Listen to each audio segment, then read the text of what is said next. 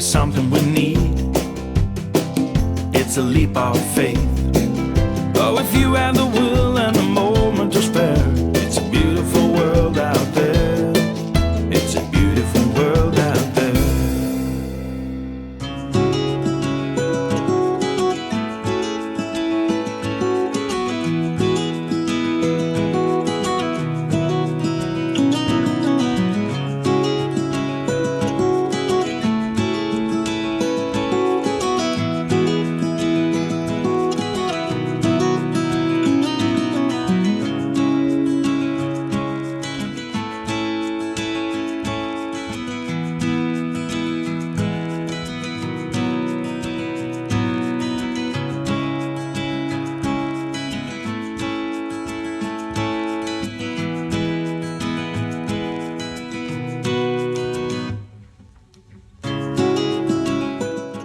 Much has been written about Buttermere, the dale, the village and the lake.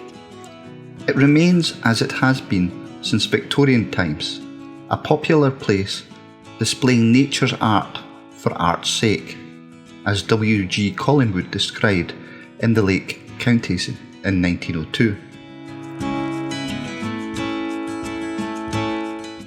Nicholas Syze's historical romance, The Secret Valley in 1930, takes a rather different and much earlier line, describing a tale of guerrilla warfare and bloody battles here from invading Norman forces.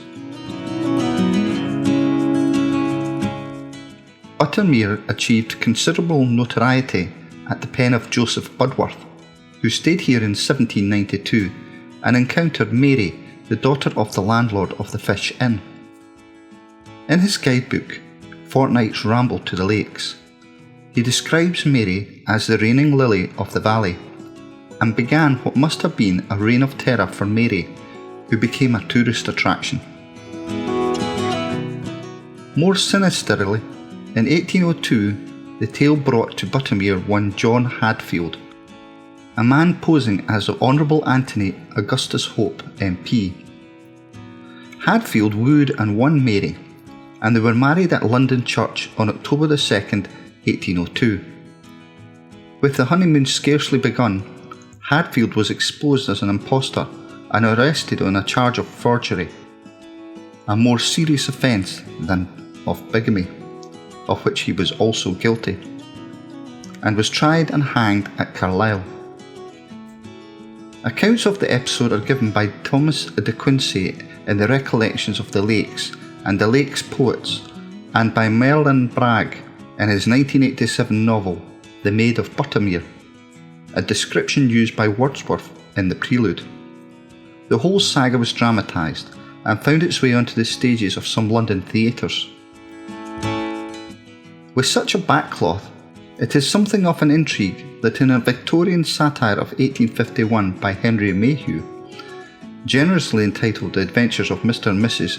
Kirsty Sandboys and Family, who came up from London to enjoy themselves and to see the Great Exhibition, Buttermere is described as the quietest and most secluded of Lakeland villages, where the knock on the dun never startles the hermit or the student. For thrice blessed spot, there are no knockers.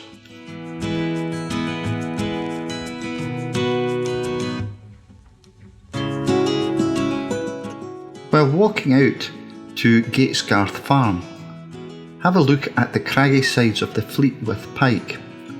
On the lower slopes a white cross can be seen.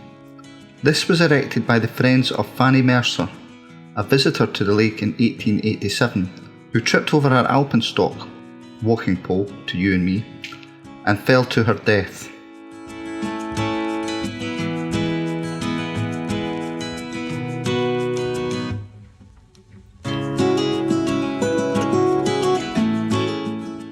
Walking up the road to Buttermere's attractive church, built in 1841, set in a superb position on a rocky knoll,